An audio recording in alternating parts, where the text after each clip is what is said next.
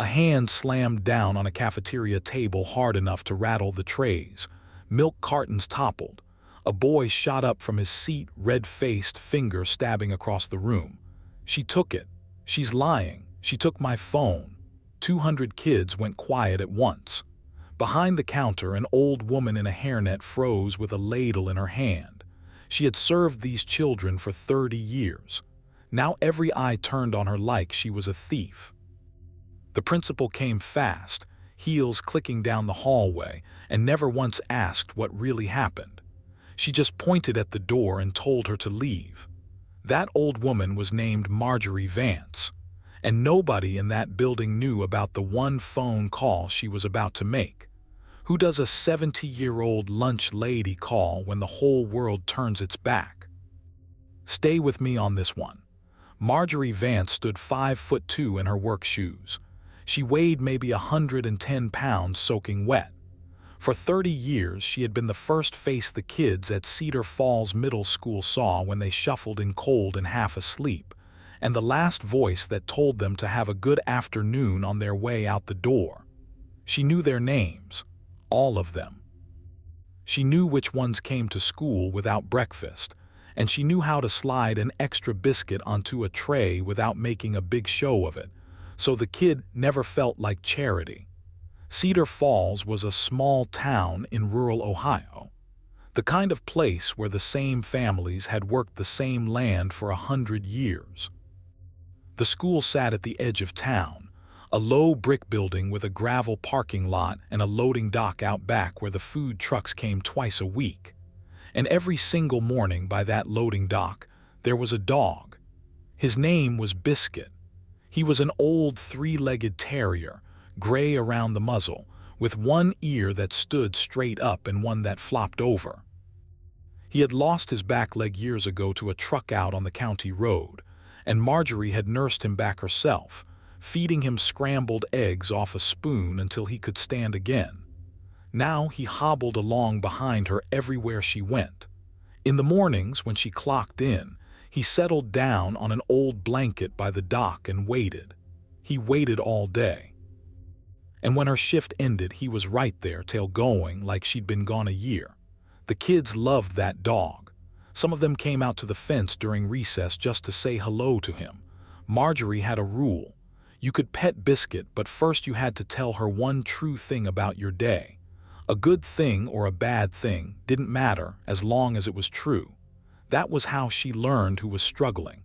That was how she caught the small troubles before they got big. A kid who couldn't look you in the eye when he told his true thing. A girl who said everything was fine in a voice that said the opposite. Marjorie heard all of it. She'd been hearing it for 30 years. Now here's the thing about Marjorie. Everybody in that school thought they knew her. The sweet old lunch lady with the little dog. Harmless, soft, the kind of woman who wouldn't say boo to a goose. They had no idea who they were dealing with, because Marjorie Vance had buried a son. His name was Daniel. He was 23 years old when he went overseas, and 24 when two men in dress uniforms came up her front walk with their hats in their hands.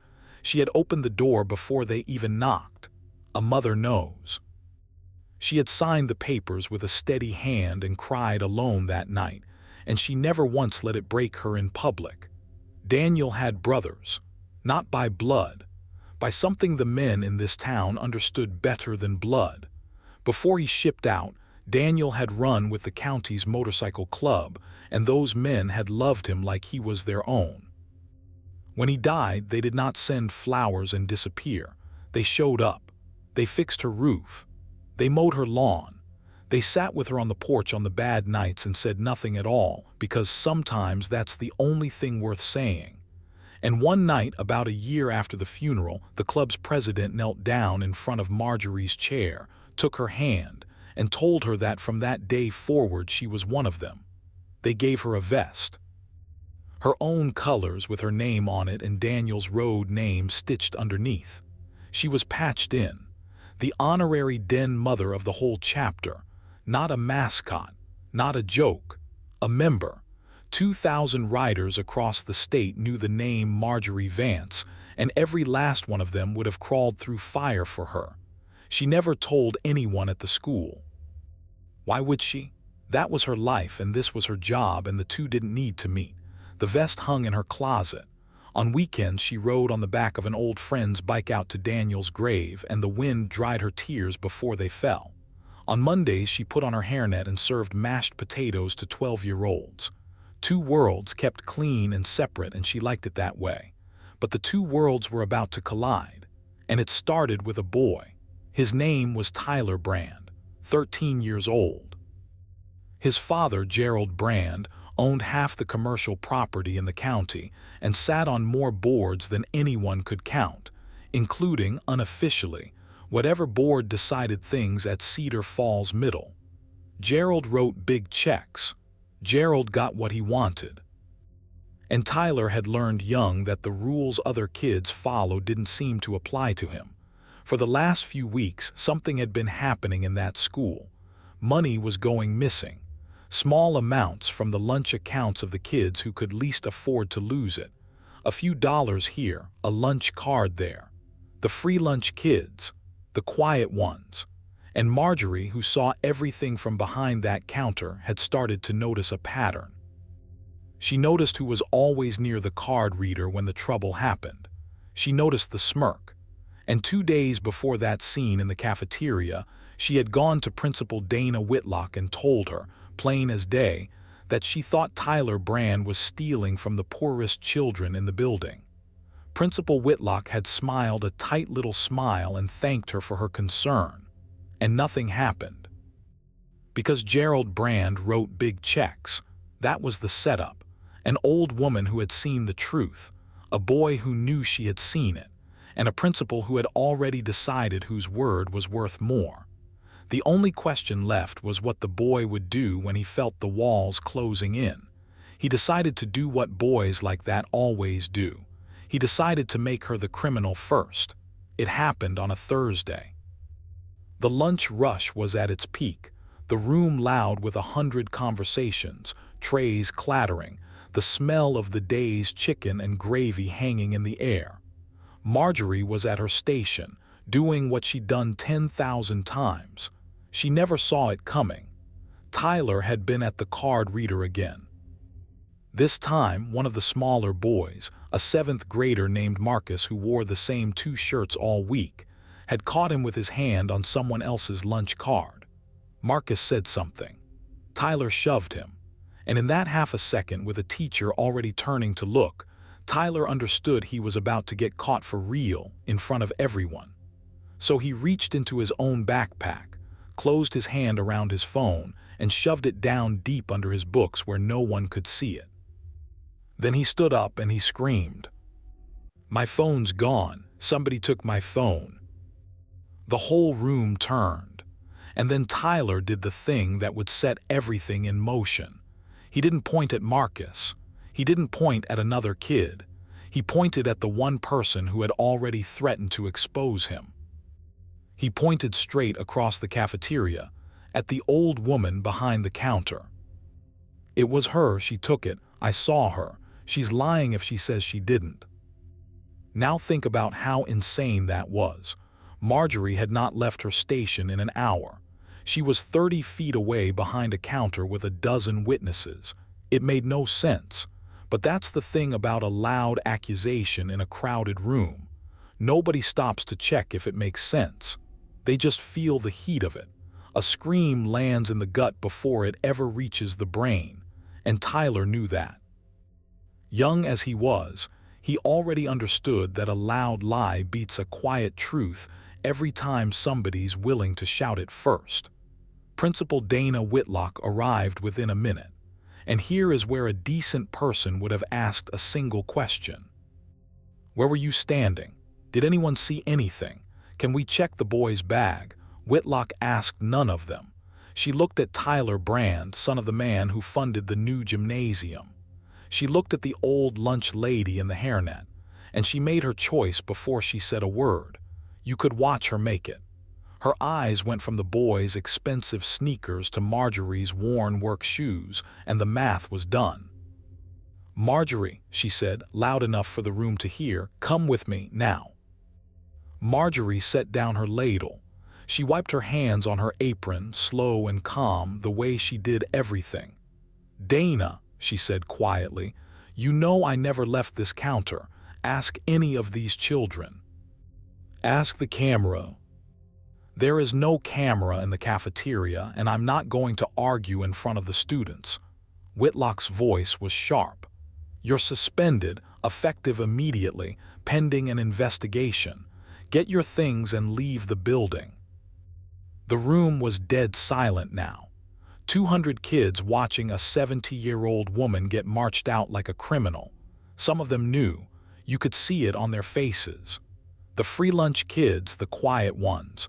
They knew exactly who the thief was, and they knew it wasn't her. Marcus half rose from his seat, his mouth open, ready to say what he'd seen. And then he looked across the room and saw Tyler Brand staring him down. And he saw the other kids looking at their trays. And he was 12 years old and scared. And Gerald Brand's son had a way of making trouble for people. So Marcus sat back down, and nobody said a thing. Marjorie didn't cry. She didn't argue. She took off her hairnet, folded it neat, and set it on the counter. She untied her apron. She looked once around that cafeteria at all the faces she'd fed for 30 years. And then she walked out through the back, past the kitchen, out to the loading dock where a 3-legged dog lifted his head off an old blanket and thumped his tail against the concrete, happy to see her, not knowing a thing about what had just happened. She sat down on the curb next to him. She put her hand on his warm head, and for a long moment she just breathed. Then she took out her old flip phone. She didn't scream into it. She didn't cry. She pressed one number, held it to her ear, and when a gruff voice answered on the other end, she said just 7 words. "Hank, it's Marge. They need to know." Then she closed the phone, slipped it back in her pocket, and went quiet. The afternoon sun came down warm on the gravel. Biscuit sighed and laid his head across her knee. From the outside, it looked like the end of the story. An old woman out of a job, sitting alone on a curb with her dog beaten. The parking lot emptied out as the school day ended. Buses pulled away. Cars left. Teachers walked to their cars without looking at her because it's easier not to look. By evening, the whole place was still and quiet. Just Marjorie and Biscuit and the long shadows, waiting for a ride that hadn't come yet. It looked like it was over. It wasn't. It was just getting started. The sound came in the morning, a little after 7, and at first it was so far off you could have mistaken it for weather. A low rumble on the horizon, like thunder that wouldn't quit. Marjorie was already there, back on the same curb, Biscuit at her side. She had told the club not to do anything crazy. She should have known better, because the rumble grew.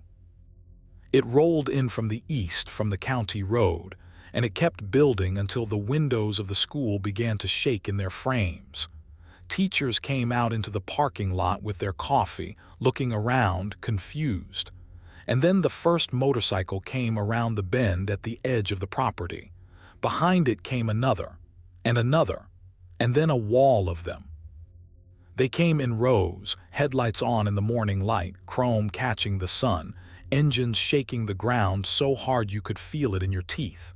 10, 50, 200. They filled the gravel lot, and then they filled the road, and still they came, stretching back farther than anyone could see, a river of leather and steel that had ridden through the night from 4 states away. 2,000 of them. Every last member of the club and every brother chapter that had ever heard the name Vance, all of them rolling into a middle school parking lot in rural Ohio because one old woman had made one phone call. And here is what everyone standing in that lot noticed once the shock wore off. These men were not shouting. They were not tearing anything up. They shut their engines off one row at a time until the silence that fell was almost heavier than the noise had been. They dismounted, and every one of them, 2,000 strong, took off his helmet and turned toward the woman on the curb. Now, before we go on, if you've ever been the one nobody spoke up for, The one they marched out the door while everybody watched. Then you already know why my hands are shaking as I tell you this part. Do me a favor. If you're still with me, hit that subscribe button and stick around, because what these men did next is the whole reason this story is worth telling. All right, let's keep going.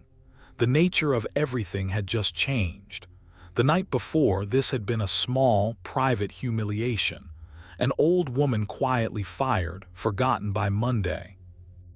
Now it was a reckoning, and it was happening in the open in front of the whole town, with every phone in that parking lot already recording.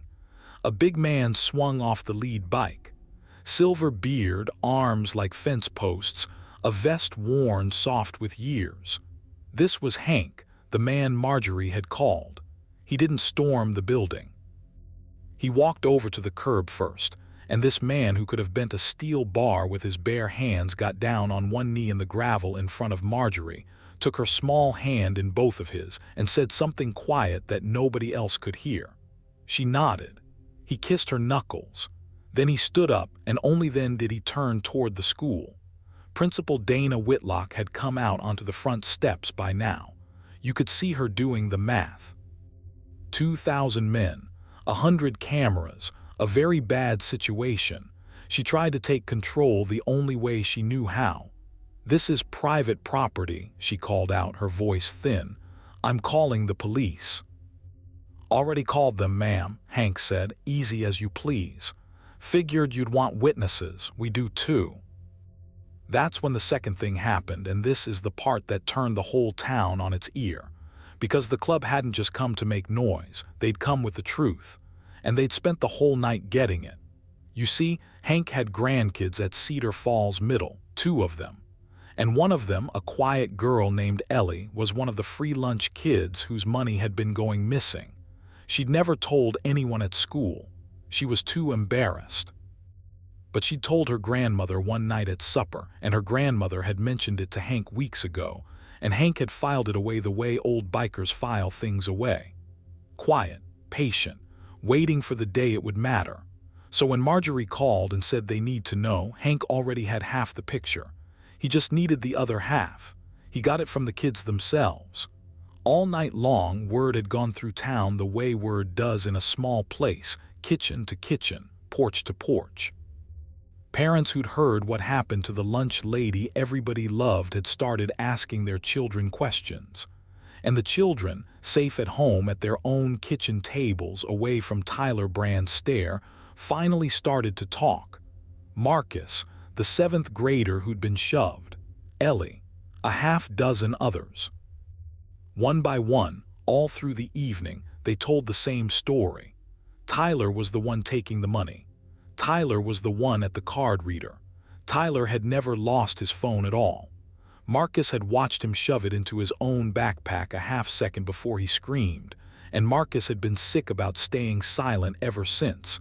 And when his mother sat him down and asked him straight out, the whole thing came pouring out of him in tears. One of the parents had done something even better. Ellie's mother remembered that a few weeks back, when the club had done a charity ride to raise money for the school, they'd donated equipment. A new freezer for the kitchen, new tables, and a security camera for the loading dock, because Marjorie's little dog had almost been hit again and the club wanted an eye on that back lot. That camera pointed at the dock, but it also caught the corner of the rear cafeteria door and the hallway beyond. Nobody had thought a thing about it until now. They had the footage. Hank's own nephew ran the wire for half the county, and he'd spent the small hours pulling it and cleaning it up. Time-stamped. Clear as day. It showed Marjorie behind her counter the entire lunch period, never once moving toward that boy. And it showed something else, in the hallway just before lunch. It showed Tyler Brand at a bank of lockers that weren't his, going through backpacks left on the floor, pocketing lunch cards, one after another, with a look on his face like he'd done it 100 times, because he had. Hank held up a tablet so the growing crowd could see. He didn't say a word. He didn't need to. He just played it. And 2,000 bikers, A dozen teachers and a whole parking lot of parents watched that boy rob the poorest kids in the school in high definition, then watched him stand up at his table and point his finger at the woman who'd fed him lunch since he was in kindergarten. The silence broke all at once, not into violence, into voices. Parents shouting Tyler's name, teachers going pale, turning to each other, realizing what they'd stood by and let happen. And through it all, Principal Whitlock stood frozen on the steps, watching 30 years of one woman's good name get returned to her in front of the entire county, while her own bad judgment played out on a screen for everyone to see. That's when Gerald Brand's car came screeching into the lot. He'd heard. Of course he'd heard. Half the town was already there. He got out of his big black SUV in his golf shirt, red in the face, and he did exactly what men like Gerald Brand always do. He tried to bully his way through it. Get these people off this property. My son is a minor. You can't show that. I'll sue every single one of you into the ground. Hank looked at him for a long moment. Then he walked over slow and stopped a few feet away, and he was not smiling anymore. Your boy, Hank said, and his voice carried across the whole lot now, stole from kids who eat for free because their folks can't afford it. And then, when a 70-year-old woman caught him, he pointed his finger at her and lied to get her thrown out on the street. You want to talk about lawsuits, Mr. Brand? Let's talk about what your boy did to Marjorie Vance. Let's talk about it real loud, with all these cameras rolling, and see who the county wants to sue when it's done.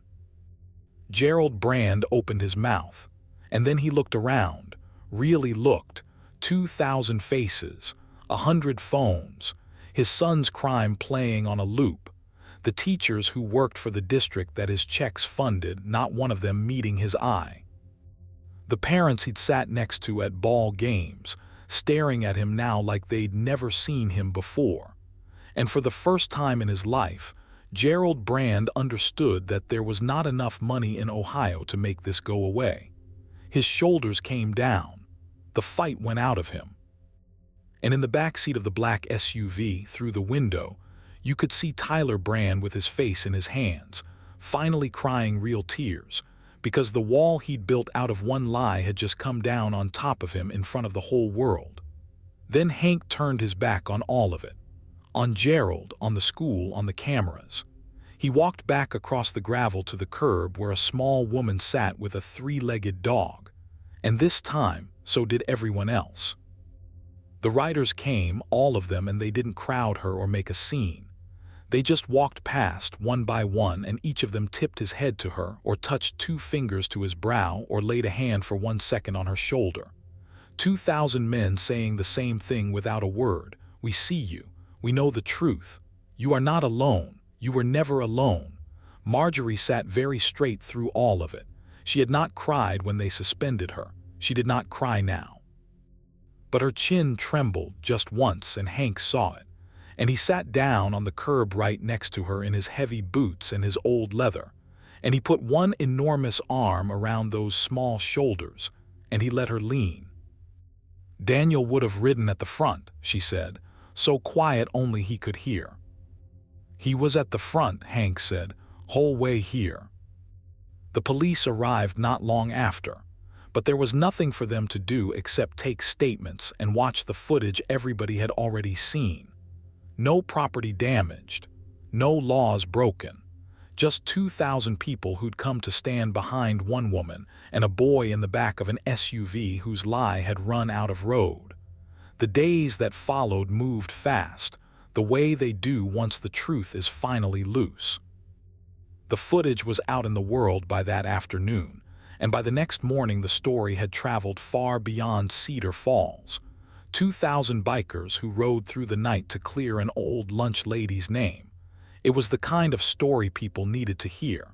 It reminded them that decency still showed up sometimes, even when it came wearing leather and riding loud. Principal Dana Whitlock resigned within the week. She didn't have much choice. It wasn't the bikers that ended her. It was the simple, undeniable fact, right there on tape and out of her own mouth, that she had marched a 30-year employee out the door without asking a single question, because one child's father wrote bigger checks than the other children's parents could. The school board, the same one Gerald Brand used to lean on, accepted her resignation the moment it was offered. Turns out even a board can find its spine when the whole county is watching. Tyler Brand was expelled. His father paid back every dollar the boy had taken, every card, every quarter, and then he wrote a check to the school lunch fund large enough that no child at Cedar Falls Middle would go without a meal for years. He didn't do it out of the goodness of his heart. He did it because Hank paid him a quiet visit, and because a lawyer explained to him in small words exactly how a false accusation and 30 witnesses looked in a courtroom. But the money spent the same either way, and the kids ate either way, and Marjorie said that was what mattered. As for the boy himself, I won't tell you he became a saint. He didn't, but I'll tell you this.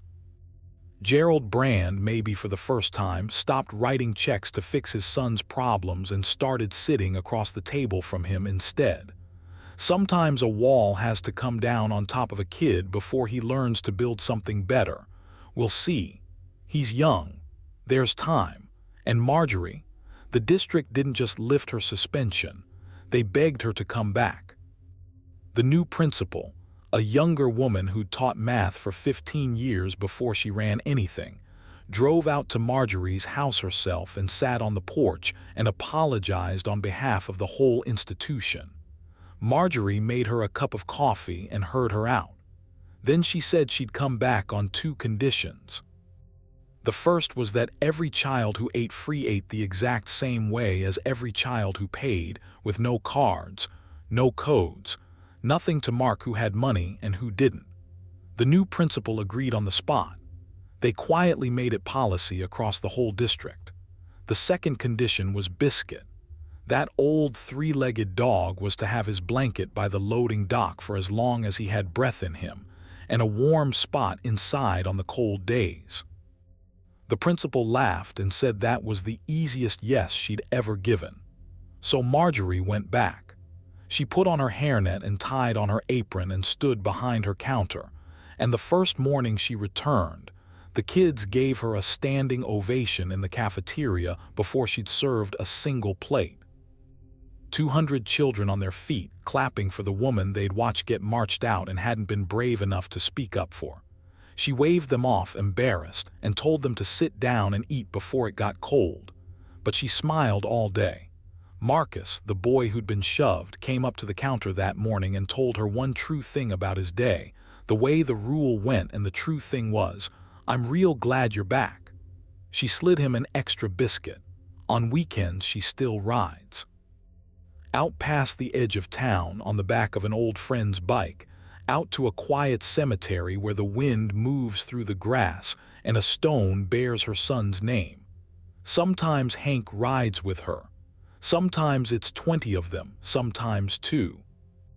They stand around the grave and they don't say much, because they never needed many words, these men. But now and then one of them will tell the story of the morning 2,000 riders rolled into a school parking lot, and Marjorie will shake her head and say they made too big a fuss over an old woman and a lie. They just laugh at her when she says that, because they know what she still can't quite see about herself, that the fuss was never too big. That when the whole world turned its back on her and pointed at the door, she didn't beg, and she didn't break. She made one phone call, and then she sat down on a curb with her dog, and she waited for the truth to arrive. And it did. It came rolling in loud enough to shake the windows, 2,000 strong, because a long time ago she had loved a boy who wore their colors, and men like that never forget who belongs to them. Nobody at that school will ever look at the little old lunch lady in the hairnet the same way again. They used to think she was harmless, soft, the kind of woman who wouldn't say boo to a goose. Now they know the truth. The quietest person in the room is very often the one with the most people standing behind her. You just can't always see them, until the morning you do.